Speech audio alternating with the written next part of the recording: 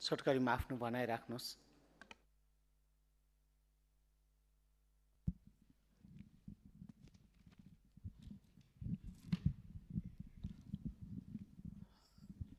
सम्माननीय सभामुख महोदय, हाम्रो सीमाको विषयमा हाम्रो यथावत नै छ, तर अलिकति फरक विषयवस्तु आज। सम्माननीय सभामुख महोदय, म यो संसदलाई सोध्न चाहन्छु र सभामुखज्यूलाई पनि अपिल गर्न चाहन्छु। गणेश नेपालीको मृत्यु यो राज्यको नीतिको कारणले गर्दा उसको मृत्यु भयो र आत्मदाह उहाँले गर्नुभयो र सम्मानित मार्फत संसद मार्फत म सम्माननीय प्रधानमन्त्रीज्यूलाई विनम्र अपिल गर्न चाहन्छु र संसार नेपाललाई सोध्न चाहन्छु, यो काठमाडौँ सहर अरबपति र करोडपतिहरूको मात्रै हो? यो गरिब दुखी श्रमिक र निमुखा जनताको पनि सहर हो या होइन? पहिला यदि गरिब दुखी जनताको सहर हो भने यो नेपालको राजधानी किन हो? नेपालको राजधानी हो भने यो गरिब दुखी र सरबारा वर्गको र जनताको पनि सहर हो। आज गरिब दुखी जनता यो सहरमा बाँच्न नपाउने भइसके अघिल्लो पटक मेयर भएका कारणले गर्दा यो अवस्था आज सिर्जित बनेको छ। सम्माननीय सभामुख महोदय, सरकार कसलाई चाहिन्छ? सरकार अरबपतिलाई चाहिँदैन सम्माननीय सभामुख महोदय, र करोडपतिलाई पनि सरकार चाहिँदैन। उनीहरूलाई त्यति आवश्यक हुँदैन सरकारको। सरकार ती व्यक्तिलाई चाहिन्छ जो गरिब छन्, जो निमुखा छन्, जो अपहेलित छन्, जसलाई सरकारको आवश्यकता छ। तर आज सरकार ठ्याक्क उल्टो देखिन्छ। सरकारका नीति ठ्याक्क उल्टो छन् सम्माननीय सभामुख महोदय।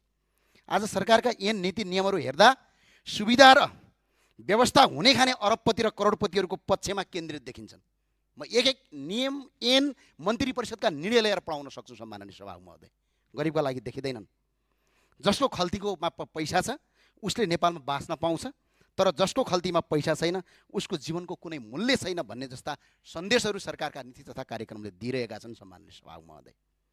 सम्माननीय सभामुख महोदय, नीति तथा कार्यक्रम यस्तो नबनाऊ जुन जनताले थेक्न सक्ने होस्, यस्तो बनाऊ जुन जनताले थेक्न सक्ने होस्। आफ्नो घरबार बेचेर राज्यको जरिवाना तिर्नुपर्ने कानुनले न राज्य सुरक्षित हुन्छ न जनताको जीवन सुरक्षित हुन्छ। सम्माननीय सभामुख महोदय, यो युरोप होइन, यो नेपाल हो। यहाँ सबै अरबपति छैनन्, सबै करोडपति छैनन् सम्माननीय सभामुख महोदय।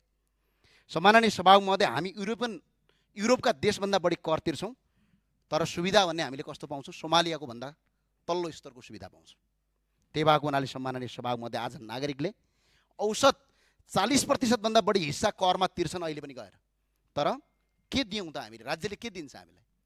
40% कर दिँदा न त शिक्षा निशुल्क दिन्छ, न त स्वास्थ्य निशुल्क दिन्छ, न त गतिल्लो बाटो दिन्छ, न त पार्किङ गर्ने कुनै व्यवस्था दिन्छ। तर राज्यले करमाथि कर मात्र लिएपछि अनि यो देश कसरी बन्छ सम्माननीय सभामुख महोदय? तर रोड ट्याक्सदेखि लिएर हरेक ट्याक्स गर्ने हो भने अहिले 296% राज्यले कर सलोपर गर्छ, तर सुविधा केही पनि छैन। अनि तर यसको बदलामा के पाउँछ? मृत्यु पाउँछ सम्माननीय सभामुख महोदय, आत्महत्या पाउँछ, जो गणेश नेपालीको हिजमा हिजो भयो। सम्माननीय सभामुख मार्फत गृहमन्त्रीज्यूलाई भन्न चाहन्छु, तपाईँ गृहमन्त्री हो कि कन्टेन्ट क्रिएटर हो? गृहमन्त्रीले हिजो फिल्मको नायक जस्तै मिडिया घेरेर, चलचित्रको नायक जस्तै कहिले एयरपोर्ट, कहिले कता, कहिले उता दौडिरहनु भएको थियो पुरै क्यामेरा बोकेर। यदि साँच्चै उपचार गर्ने उद्देश्य यदि थियो भने आज गणेश नेपालीको मृत्यु हुँदैन थियो सम्माननीय सभामुख महोदय। आज उनको जीवन बाँच्ने थियो। हामीलाई क्यामेरामा गृहमन्त्री कहाँ हिँड्यो, आज गृहमन्त्रीले युट्युबहरू कति चलायो, आज युट्युबमा कन्टेन्ट कति क्रिएटर गर्यो, त्यो महत्त्वपूर्ण कुरा होइन। महत्त्वपूर्ण कुरा गृहमन्त्रीको आदेशबाट जनताको जीवन बाँच्यो कि बाँचेन भन्ने कुरा हो। आज सुविधा सम्पन्न अस्पतालमा बेलैमा उपचार गरिदिएको भए, एयर एम्बुलेन्सहरू पुर्याइदिएको भए, त्यो एयरपोर्टमा दौडिनुको सट्टा एउटा प्लेन मात्र एयरपोर्टमा पठाएर दिल्ली जान कति लाग्छ? 2 घन्टा सम्माननीय सभामुख महोदय। आज ऊ मान्छे गणेश नेपालीको जीवन बाँच्थ्यो, तर के भयो? कन्टेन्ट क्रिएटर लाइक भ्युज पाउनका लागि गरिने गतिविधिले त्यो एकछिन त मान्छेले वाह वाह भन्ला, तर गन्तव्यमा यसले घाटा नै गर्छ सम्माननीय सभामुख महोदय। त्यही भएर सम्माननीय सभामुख मार्फत गृहमन्त्रीलाई जिम्मेवारी बन्न, कन्टेन्ट क्रिएटर नबनी देशको वास्तविक गृहमन्त्री बन्न म अनुरोध गर्न चाहन्छु। र गृहमन्त्री र मन्त्रीज्यूहरूलाई सडकमा चटक देखाउने होइन, काम गर्नका लागि आदेश दिने हो।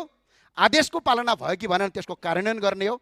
हिजो सडकमा प्रदर्शन गर्नुभन्दा गणेश नेपाललाई राति नै हेलिकप्टर मार्फत उद्धार गरी नेपाल वायुसेना निगमको जहाजबाट यमुनाबाट दिल्ली पुर्याइदिएको भए यो अवस्था हुँदैन थियो। सम्माननीय सभामुख महोदय, म आज याद दिलाउन चाहन्छु सम्माननीय सभामुख महोदय, प्रतिनिधि सभाको संसदको गेट अगाडि इलामका प्रेम प्रसाद आचार्यले आत्मदाह गर्नुभएको थियो भने आज ठ्याक्कै 1-2 वर्ष 2-3 वर्ष नपुग्दै आज मुहुका गणेश नेपालीले मट्टीतेल छर्किएर आज आत्मदाह गर्नु पर्यो। उनीहरूको पीडा एउटै थियो कि यो देशमा गरेर खान पाऊँ, बसेर गर्न पाऊँ, गरी खान पाऊँ भन्ने हो सम्माननीय सभामुख महोदय।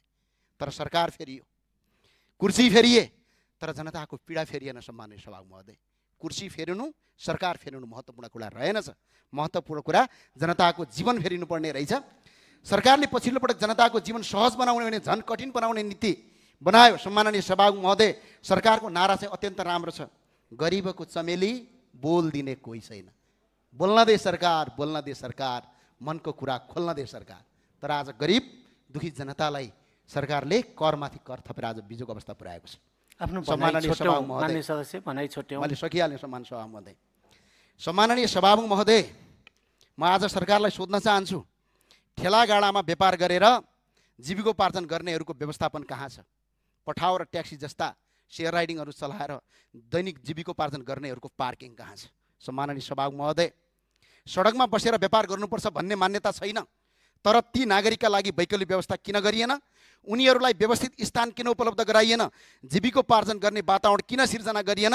यही प्रश्नको जवाफ यो सरकारलाई, जनतालाई दिनुपर्छ सम्माननीय सभामुख महोदय। यो सरकारलाई 100 दिनमै सबै काम पुरा गर भन्न खोजेको होइन मैले, तर कम्तीमा जनतालाई मार्ने होइन बचाउने नीति ल्याउनुपर्छ। दुर्भाग्यवश सरकारले जनताले पाउँदै आएको गरिब दुखीले इन्सुरेन्स बिमासम्म कटौती गर्यो 100 दिनमा सम्माननीय सभामुख महोदय। त्यही भएर सम्माननीय सभामुख महोदय, सरकारलाई सबै 100 दिनमा गर्न आऊ भन्न आएको होइन, तर हिजो स्थानीय सरकारको प्रमुख हुँदा काठमाडौँमा गरिबलाई बाँच्न गाह्रो भयो। आज त्यसको परिणाम हामीले भोगिरहेका छौँ सम्माननीय सभामुख महोदय। त्यो भएर सरकारलाई विनम्रता गर्न चाहन्छु, हिजोको सरकारले जनताको कुरा सुनेन, जनताको कुरा बुझेन भनेर जनताले मत परिवर्तन गरेका हुन्। तर जनताको कुरा सुने जस्तो गर्नुहुन्छ, देखे जस्तो गर्नुहुन्छ, युट्युबमा भिडियो आउँछ, टेलिभिजनमा इन्टरभ्यू आउँछ, तर कन्टेन्ट बनाइन्छ, लाइक कमाइन्छ, भ्युज कमाइन्छ, तर जनताको जीवन बचाइँदैन। आज कर्णालीमा पनि एउटा हेलिकप्टर नपठाएर मान्छेहरूको मृत्यु भयो।